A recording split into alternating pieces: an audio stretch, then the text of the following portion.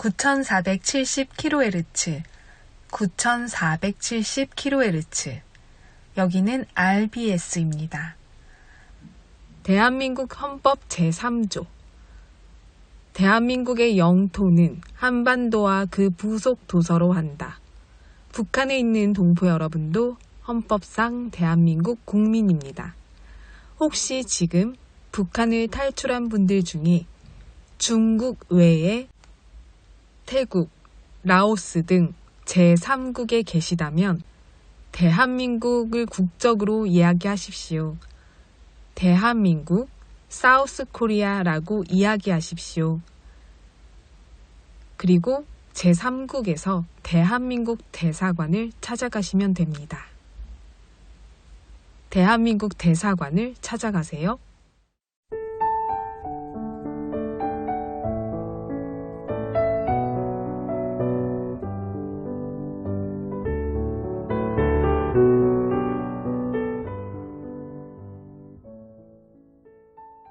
나도 아직 나를 모른다. 초등학교 때부터 맞벌이 부모 가정에서 자라며 집안일을 혼자 도맡아 해야 했던 한 여자가 상담사를 찾아와 고민을 털어놓았습니다. 그녀는 직장 생활을 하는 아빠, 엄마를 대신해 자신과 동생들을 챙기고 학업을 이어나가는 과정에서 부모님의 칭찬을 들은 적도 인정받은 기억도 없었습니다. 부모님은 저를 돌볼 시간이 부족했고 두 분 사이도 극도로 안 좋았어요. 제 앞에서 소리를 지르며 죽일 듯이 싸우다가 엄마는 몇 번 가출도 하셨고 어쩌다가 괜찮아지면 저한테 잘해줬지만 항상 그뿐이었습니다. 그때마다 제 마음은 절망적이면서도 필사적이었던 것 같아요. 상담사는 그녀에게 말했습니다. 당신이 사랑받지 못할 존재여서가 아니고 당신이 어딘가 결함이 있는 존재여서도 아니고 당신이 태어나지 말았어야 할 존재인 것도 아닙니다. 그냥 운이 좀 좋지 않았습니다. 그리고는 이어 말했습니다.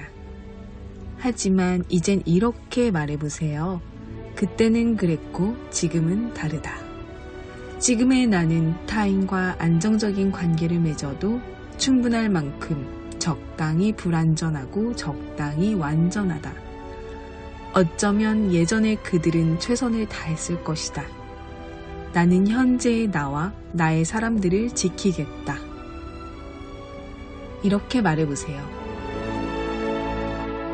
실제로 그녀는 부모님에게 받았던 소외감을 아이들에게 느끼지 않게 하려고 늘 더 부단히 노력하는 다정한 부모가 되었습니다. 오늘은 늘 부족함을 채우려고 노력하는 당신에게 스스로 칭찬을 해주는 건 어떨까요? 그래, 잘하고 있어. 그동안 참 잘해왔지.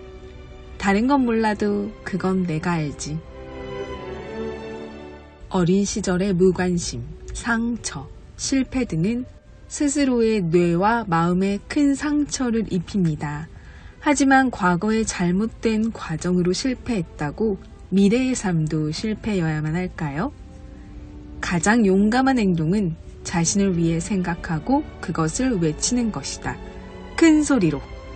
가브리엘 샤넬. 북녘 동포 여러분, 11월의 마지막 주간입니다. 곧 12월 본격적인 겨울이 다가오는데요. 12월 하면 예수 그리스도의 탄생일인 성탄절이 가득가득 기쁨으로 많은 노래가 울리는 달입니다. 오늘 성탄절 노래로 RBS 시작합니다.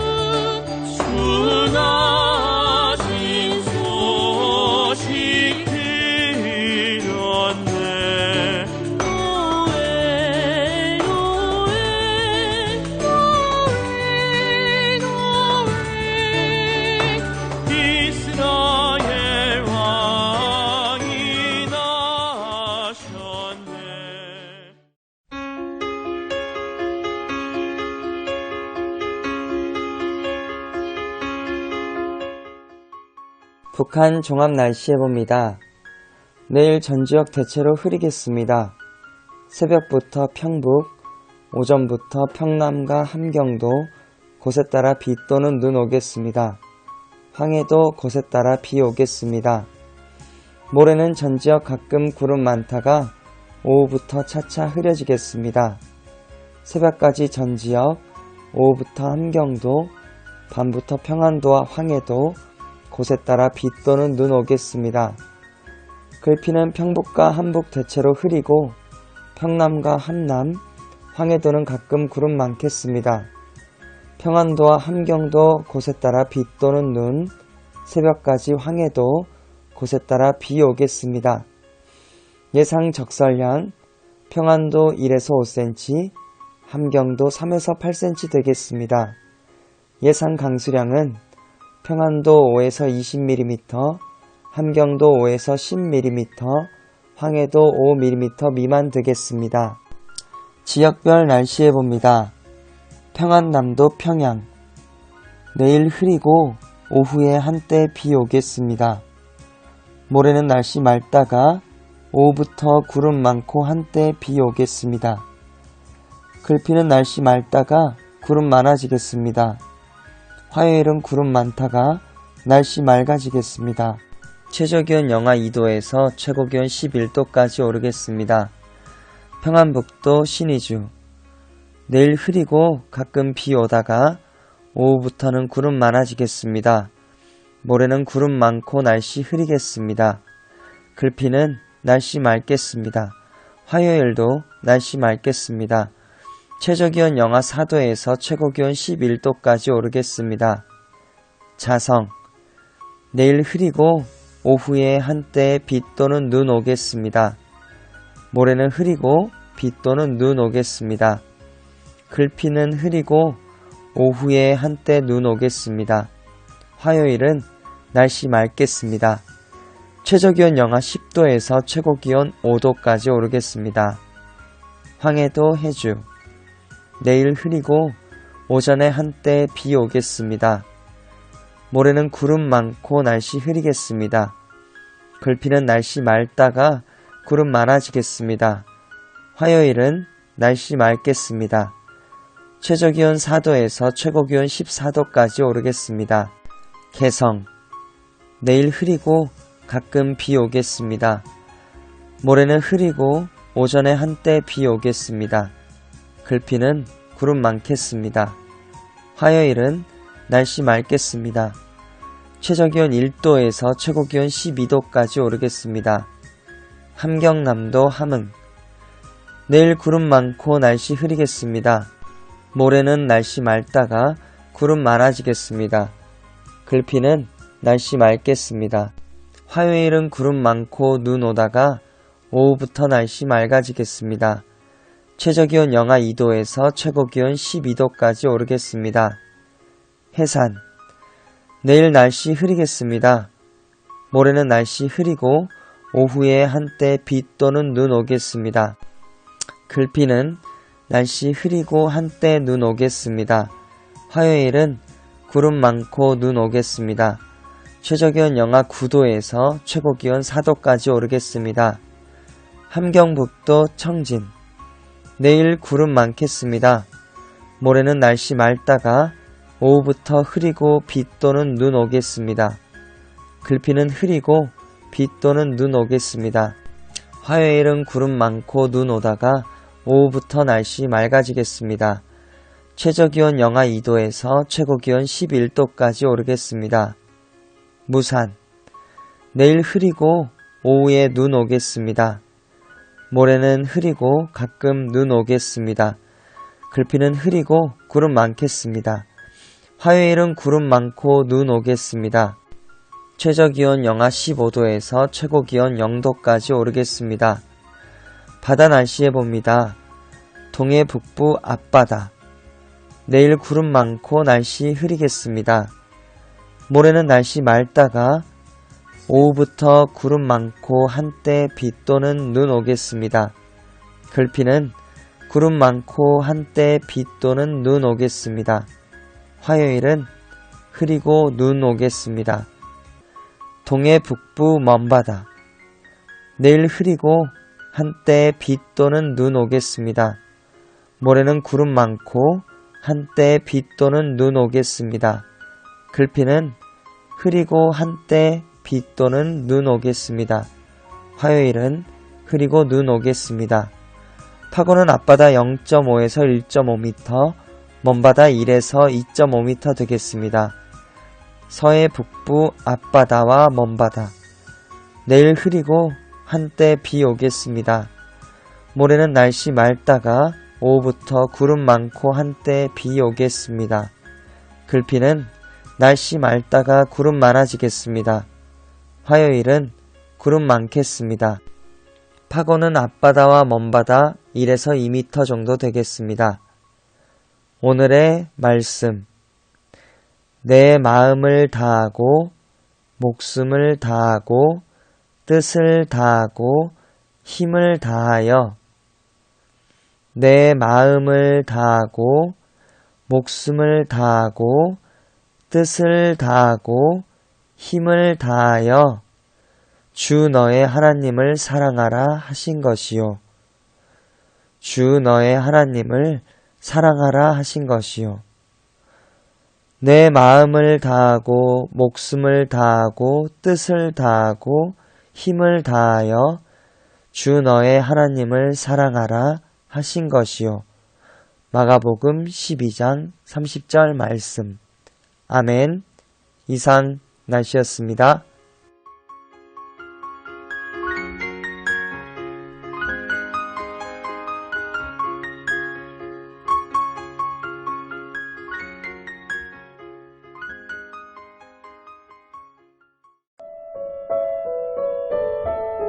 여기는 RBS 부흥복음통일방송입니다.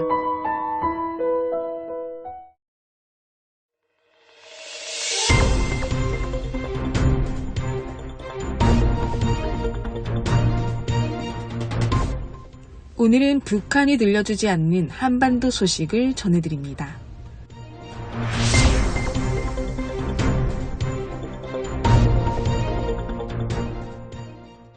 북한에서 한 부부가 사업이 성공하고 자본가로 수익이 많아지자 김정은 당국은 사업가 부부가 오만해졌다는 이유로 처형한 사실이 전 세계에 뒤늦게 알려졌습니다. 이 소식을 대한민국 뉴스로 전해드립니다.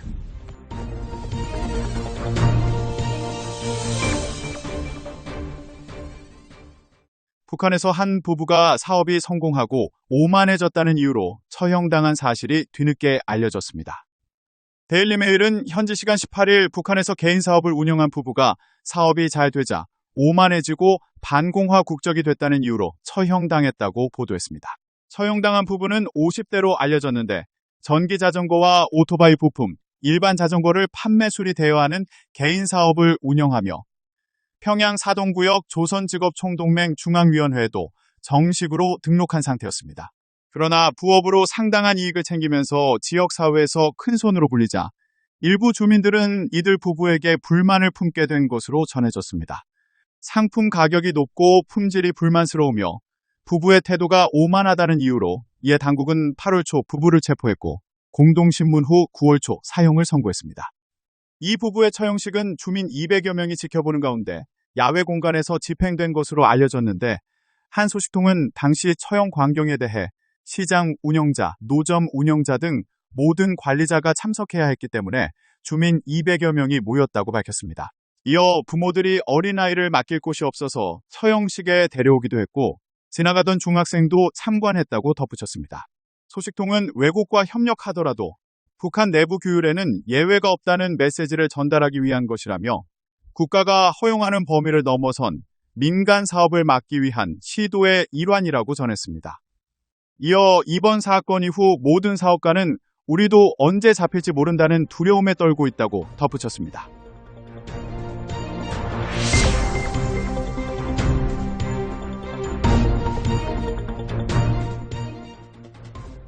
북한에서 인터넷을 사용할 수 있을까요? 내부 인트라넷망만 사용할 수 있죠. 대북 라디오를 듣는 우리 동포들은 괴로울까요? RBS를 듣는 우리 동포 여러분들은 어떠신가요? 부정선거로 찬탈한 정권에 대한민국 대통령이라고 말하기도 힘든 이재명이 북한 동포들에게 보내는 대북 방송을 쓸데없이 왜 하냐는 발언을 해서 많은 사람들의 공분을 사고 있습니다. 북한 주민들의 사정을 전혀 모르는 무지몽매, 아니면 북한 주민들의 갈급함은 아예 관심이 없는 사람임이 드러난 것인데요. 대북 방송을 싫어하는 이 누구일까요? 바로 김씨 독재자 아닐까요? 이 관련된 소식을 대한민국 뉴스로 전해드립니다.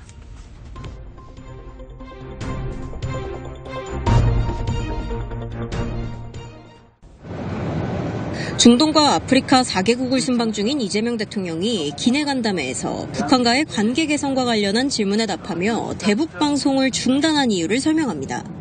그 대북 방송 그거 왜 합니까? 쓸데없이. 서로 방송이가 서로 괴로우면서. 그런 바보짓이 어딨어요?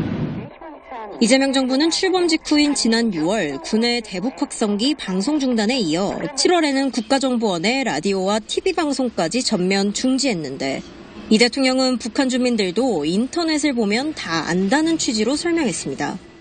요즘 세상에 인터넷 뒤집어 다 나오는데 뭔 대북 단파 방송을 합니까? 그거 돈 들잖아요. 하지만 북한 주민들은 지난 2000년도에 구축한 광명망이라는 내부용 인트라넷을 사용하고 있어 외부 사이트 접속은 불가능합니다. With these computers that were running Windows XP. MSN. There's no way. Access denied. 싱가포르의 한 데이터 기관은 북한 인구의 99%가 인터넷에 접속할 수 없다고 분석했습니다. 통일부 당국자는 북한에서 인터넷은 극소수만 쓰거나 외국인이 관광 왔을 때 돈을 내고 제한적으로 이용할 수 있다고 설명했습니다. 이 대통령은 지난 9월 취임 100일 간담회에서도 인터넷에 다 나오는데 요즘 세상에 무슨 라디오 방송을 하냐고 말한 바 있습니다. 보신 것처럼 북한의 인터넷은 극소수 특권층의 전유물입니다. 그러면 북한 주민들이 세상 문물을 접할 다른 방법은 어떤 게 있을까요? 우리가 해왔던 대북 방송은 어떤 내용이고 얼마나 효과가 있는 건지 신유만 기자와 따져보겠습니다. 신 기자, 대북 방송하면 확성기부터 떠오르거든요. 어떤 종류가 있습니까? 네, 말씀하신 대북 확성기와 함께 우리 쪽에서 송출하는 라디오와 TV 방송 등이 있습니다. 대북 확성기는 우리 군이 북한 방향으로 음성을 틀어 보내는 방식이고요. 국정원이 북한 주민을 대상으로 단파 라디오와 TV 방송도 해왔습니다. TV의 경우 전파를 쏘면 안테나로 잡아서 보는 아날로그 방식입니다. 방송 말고 다른 수단까지 확장하면 민간 단체들이 날려보내는 대북 전단도 있습니다. 북한 영토도 꽤 넓은 편인데 어디까지 이런 수단들이 미치는 겁니까? 네, 사실상 북한 전역에 미칩니다. 단파 라디오 신호가 원거리, 사실상 전 세계에 미칠 수 있는 성질을 이용해서 방송을 해왔습니다. 다만 북한이 대북 방송을 청취할 수 없도록 전파 방해, 즉 제밍을 해왔기 때문에 탈북민들은 주로 접경 지역에서 신호가 잡힌다고 말합니다. 대북 TV 방송도 신의주나 강원도 원산 권역까지 닿는다고 알려져 있고요. 대북 확성기는 고정식은 최대 20km, 이동식은 30km까지 영향을 미치는데 여기 개성에서도 소리가 들린다고 합니다. 자, 그럼 대북 방송에는 어떤 내용이 들어있습니까?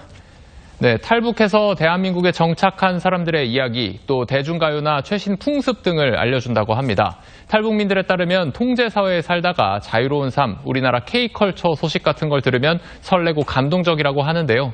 남한 정착 후 국방부와 함께 대북 방송을 직접 진행했던 탈북민 유튜버 강나라 씨의 이야기를 들어보시죠.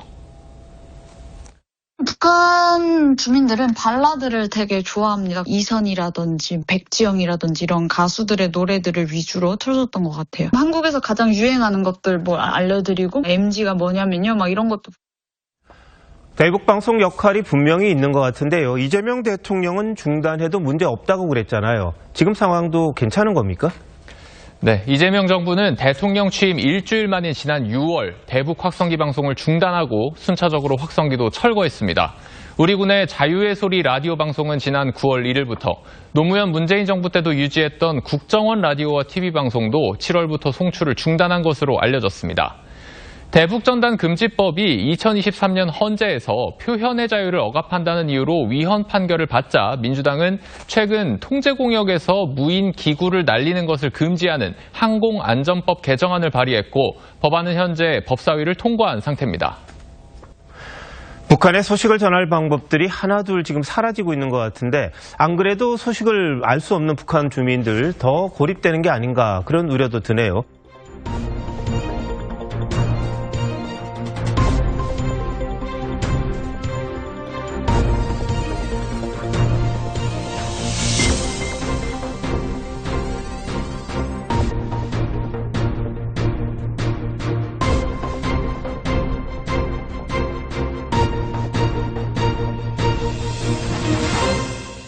지금 시간은 한국 근현대사 바로 알기 시간입니다.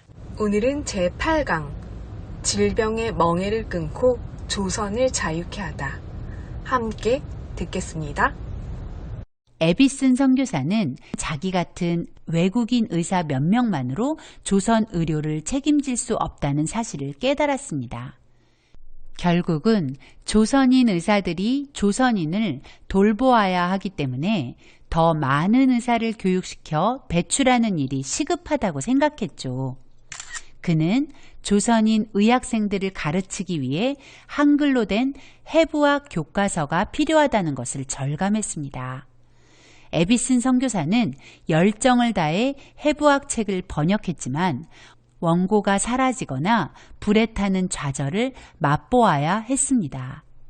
그러나 에비슨 선교사는 포기하지 않고 마침내 김필순 번역, 에비슨 교열의 첫 한글 해부학 교과서인 해부학을 1906년 완성했습니다. 그 후로도 여러 교재를 한글로 집필해 조선인 의사를 키우는 일에 최선을 다했습니다. 세브란스 병원 의학교는 1908년 우리나라 최초의 의사 면허를 부여받은 제1회 졸업생 7명을 배출했습니다.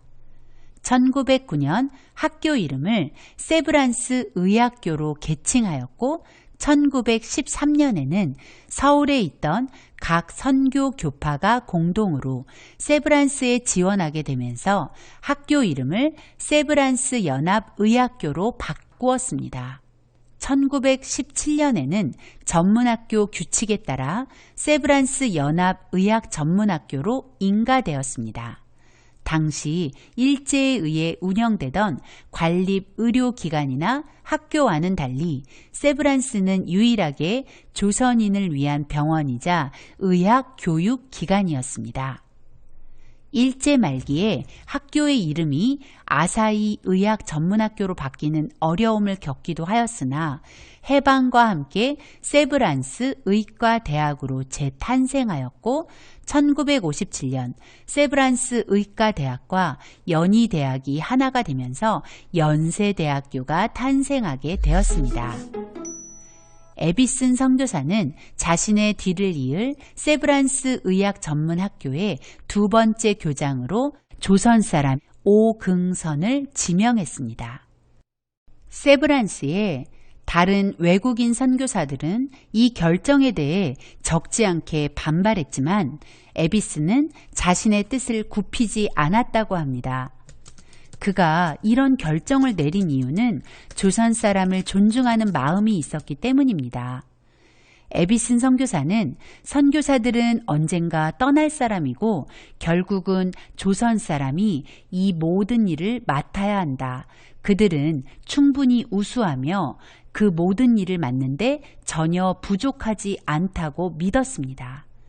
에비슨의 그 믿음대로 지금 대한민국의 의료는 놀라울 정도로 발전했고 세계의 주목을 받게 되었죠. 현재 연세의료원은 서울 신촌과 강남, 경기도 용인, 강원도 원주 등을 합쳐 3,400병상 규모의 의료시설을 갖추고 있으며 보건대학원, 간호대학원, 의과대, 치과대, 간호대 등의 교육기관을 거느리고 있는 거대 병원으로 성장하였고 여전히 많은 사람을 살리고 사람을 살릴 의료진을 길러내고 있습니다. 의사이자 교수이며 지필가였던 김두종 선생의 한국의학사에서 김두종 선생은 세브란스 병원에 대해 이렇게 말합니다. 세브란스 병원은 우리나라 서양의학의 발상지로서 우리나라에 전해온 근세의학의 역사 중에 가장 광채 있는 페이지를 차지한 것도 세브란스 병원이거니와 우리 의학의 발전적 과정에 있어서 민족적 고난과 호흡을 같이 하게 된 것도 세브란스 병원이다. 김두종 선생의 말처럼 세브란스 병원은 우리나라 서양의학의 출발점이었습니다. 그리고 오늘 대한민국의 건강을 책임지며 찬란한 빛을 발하고 있습니다. 그 시작이 바로 의료 선교사들이었습니다. 오늘 배운 것을 한번 정리해 볼까요? 1884년 12월 갑신정변은 뜻밖에도 조선 백성의 질병의 멍에를 끊어줄 놀라운 기회를 여는 문이었습니다. 그 문을 열고 광해원이 세워졌고 광해원이 제중원이 되었습니다. 제중원은 4명의 선교사 원장을 거치며 점점 조선 백성에게 드리워진 질병의 멍에를 끊어갔습니다. 제중원은 우리나라 최초 종합병원인 세브란스가 되었고 질병으로부터 해방을 선포했습니다. 이 역사의 시작에는 하나님이 계셨고 그 말씀에 순종하여 조선에 와서 조선 백성을 사랑한 선교사들의 헌신이 있었다는 것을 기억해야 할 것입니다.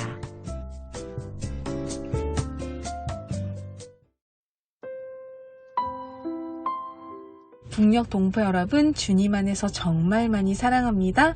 저는 다음 주 화요일 밤 11시에 또 찾아올게요. 서울에서 방한나였습니다.